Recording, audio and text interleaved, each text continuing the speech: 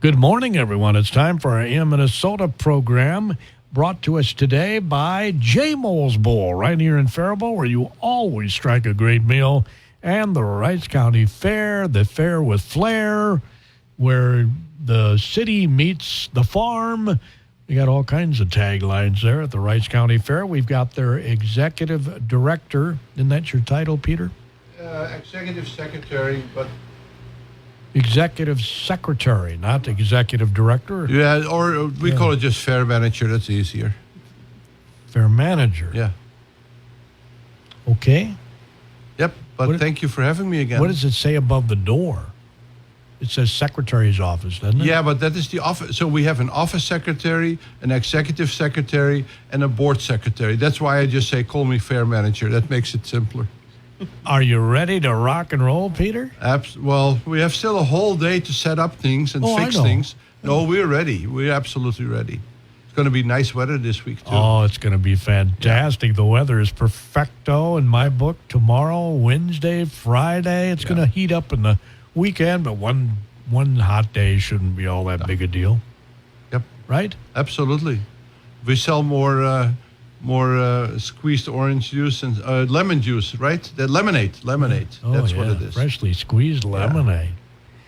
We got any new food booths this year? I was told specifically to ask you that. Yes, we do. Normally we have about 32, 33, but we have about 40 right now. So the depot is coming for the first time. I think they were there years ago, but they're coming back. The new owners. I was going to say, I remember them being there before. They're at the Steel County every year. Yep. So, we have new food booths. That's why right after this program, I have to go back because I found out that we are short on power on one spot. So, like usual, Whoops. No, we'll fix. So this is all the last minute, I don't want to say panic, but we run into issues. Last week, we had a broken sewer line. They had to dig it up. There was a hole the size of an SUV. They had to replace the broken sewer pipe. We had water leaks everywhere, left and right. We have power problems, and we all get it fixed. We have so many volunteers and so many companies that donate their time and materials to fix things up for us. So we do appreciate that. Yeah, we had last week. I was talking to River City Refrigeration, and I said, he called me, and I go, sorry, we haven't called you yet because nothing broke. And then 2 days later, the beer cooler froze up again. So they had to come and help us out on that. But, they come out, they help us out. And a lot of them, as I said, they donate their time and their efforts. And we, in return, we do things like we give them a banner, at Highway 3, or we give them some parking tickets and grandstand tickets and stuff. So, yeah. Without everybody helping out, it's going to be a lot harder, but it's fun. You enjoy it? Oh, absolutely. I enjoy it. Even though this week is going to be a little stressful, I definitely enjoy it because, starting tomorrow and the whole week, we have the golf carts for the board, and we go around and we see everybody enjoying themselves, and that just makes it worth it, So. Sure. Yeah. Now, of course, this is the county fair. Yes. The Rice County Fair at one time was in Northfield. That was way before my time. No, I understand that. Yeah, I was reading some history of the fair. I had not realized that it was in Northfield at one time.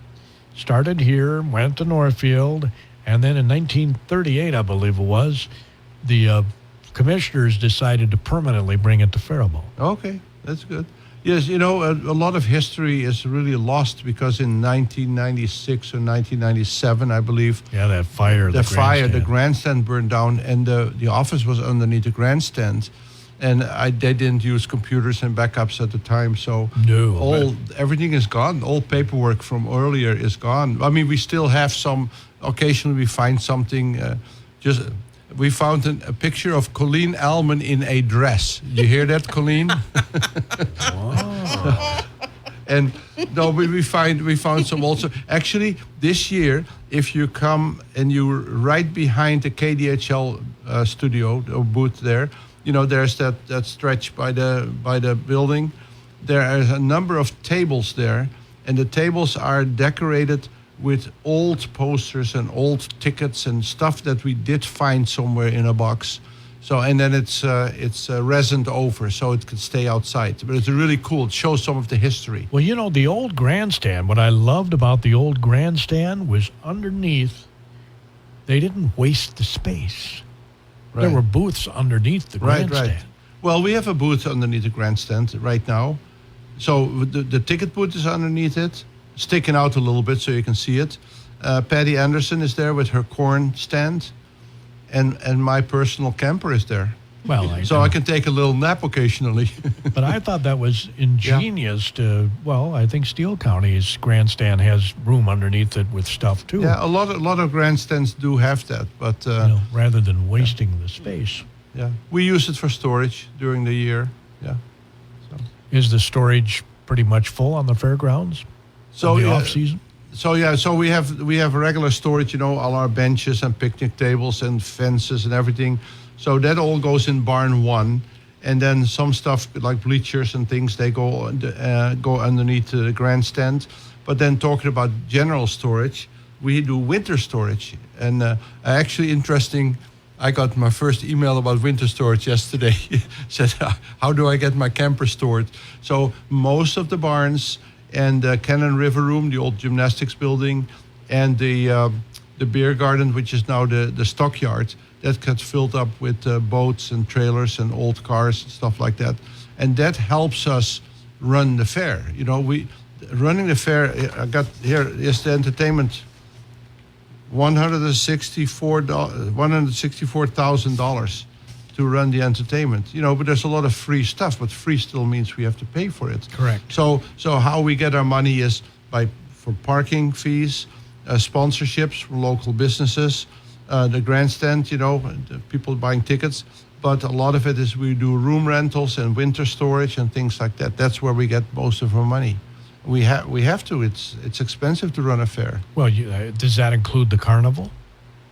No, that doesn't even include the carnival. This is just the people that I hire, or not me, but the fair board and we hire them like the ATV and motorcycle jumpers, or the truck and tractor pool, or the enduro races, And especially now, insurance is going up. Every year, insurance is going up.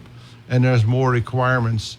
If you look at the grandstand this year, you will see that the guardrail that we have is now 3 times as high, because the insurance says you got to make it higher, otherwise you can't get insured. So and the carnival too, I don't know. So people say, well, it's $30 for a wristband for the day.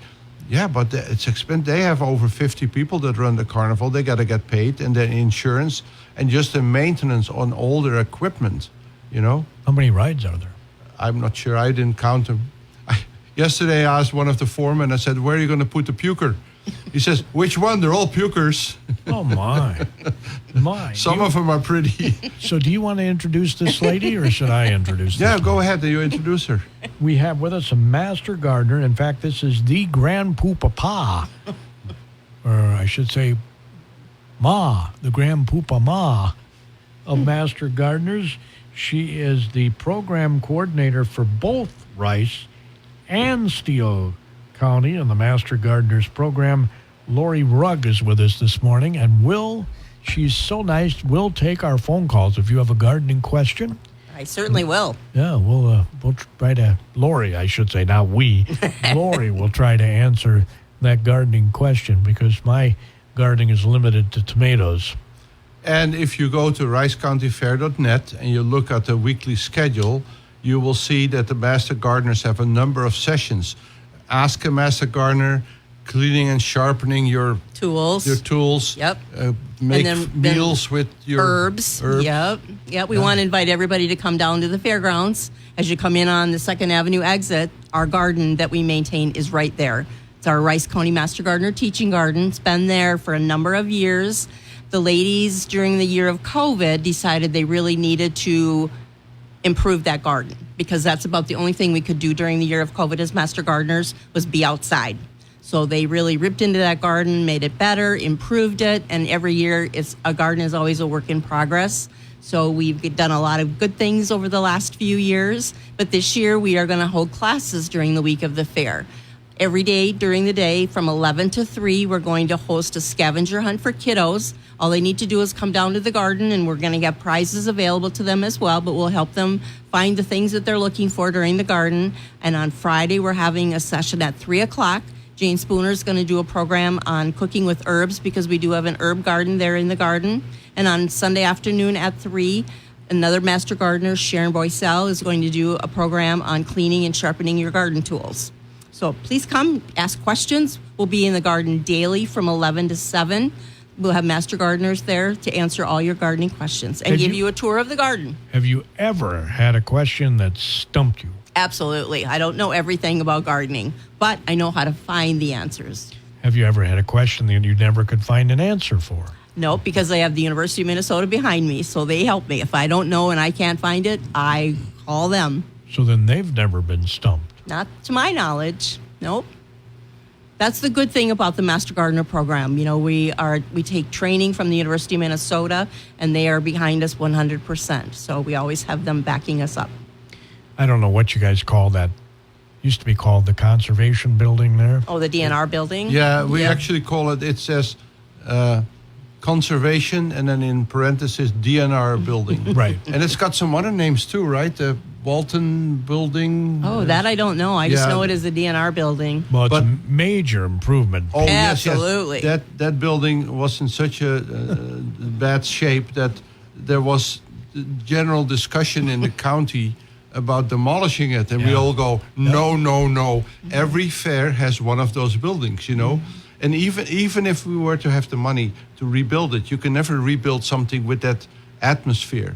But then eventually the county approved getting it redone. So the inside had to be shored up. There's new posts, and they're like, what do you call them, tree trunks, poles. It's not like metal beams, you know, it's beautiful. And it is all shored up, and then they put a new roof on. And then for the last several weeks, the county has been painting it. And the 4-H building has been repainted. Mm-hmm. So it looks really, really nice now. Yep. Yeah. And when major improvement. Yeah. Oh, absolutely. In doing so, in the DNR building, our master gardeners had storage on the east end of the building, or east side of the building, where we had our equipment stored. Well, that got all pulled off, so we were kind of in a pickle as to where we were going to store all of our equipment. So the master gardeners decided that we needed a new garden shed. So we're calling it the Sow and Tell Center, and that's where our equipment is. And in so doing that, we've opened up, that's where we're going to be holding our classes from. So it was a great addition to the garden. So a good thing and a bad thing. You know, good thing is the DNR building has gotten a major redo, and we've got a brand new building. So it's a win-win for everybody. Yeah. Yeah, and you know, I was so afraid, as I said, even if we had the money to rebuild it, you can never recreate. Mm-hmm. And so yesterday, the fish came back. You know, they have aquariums in there. And there is a pond with a frog, and, you know, that had some problems yesterday. They had to redo some of the power, but that's all working now. And the whole building is cleaned up on the inside. Yeah, so. that's what I've heard, that it looks fresh and clean inside. Yeah. Very nice. Yeah, I believe it. So make sure you swip on by the DNR building. We're going to get our opening market report, a service of your KDHL Agri-Boosters from our friends over at Linder. Your Agri-Boosters include Northland Farm Buildings, Werner Farm Seed Dundas, Craig Keller at the Keller Insurance Agency in Nearstrand. Again, our show today is service of the Rice County Fair and J. Moles Bowl in Faribault, where you always strike a great meal. You get every Thursday cheeseburger and fries for $10.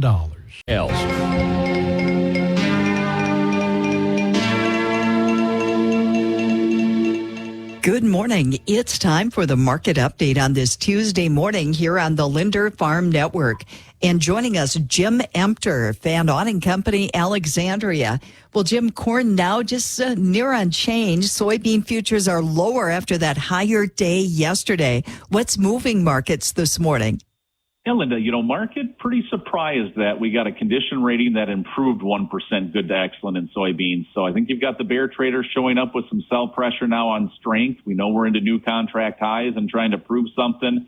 The bull kind of sits back, lets this happen for a moment, and then we'll see kind of where support sets in. But I do think you're going to see buying on pullbacks here, especially with the forecast we're looking at. You've got 2 weeks of warmer, drier conditions. The models went back to below average precipitation in both the 6 to 10 and 8 to 14 day for the central U.S. And I think that's going to keep some edge and some favor to the bull as we work past this condition report. And as we work, a couple days of cooler weather, some areas that picked up some precipitation, Linda, make no mistake, we've got a good looking crop on tap here. It's just if we go 2 weeks, 15 days with limited precipitation through the northern plains and we start to warm up here later this week again, that's going to create an edge around this market. And I think that's when the buying comes back in. We're using activation upside counts now, so extension counts. If we can get a close above 475 D's, you start looking at 487 and 512 as your next two upper price counts. And with beans into new contract highs, as long as we can hold above that 1214 area off November, 1245 and 1289 become the first two with an outside chance at a crazy 1361 price count if hot, dry conditions prevail into August. So strap in, hang on. I think late July and August are going to get pretty wild here, Linda. In livestock futures, what are you following with those markets today? Well, cash undertones are going to be something of importance as we get into this week here, Linda. There's no ifs, ands, or buts about it. Obviously, we've also got a cattle on feed this Friday. We've got the inventory semi-annual report as well. So we're going to get a lot of cattle news over the next 2 weeks. So strap in, hang on. I think the market can consolidate here at third price count, but we'll see what happens from there off these reports. As for the hog market, we're holding above 100, but not doing too much with it. 102.50, that next resistance area, and then all the way up near 105. So we'll see if we can extend here on these hog gains at this time. Thank you, Jim. Jim Emter, Van Aunen Company, Alexandria. And Chicago corn, September 450 up a half, December 472 and 3/4 down 1/4 cent, in March up 1/4 cent. August beans 1214 and a half down 11 and a half, September 1209 and a half down 6, November 1221 and 3/4 down 4 and a half.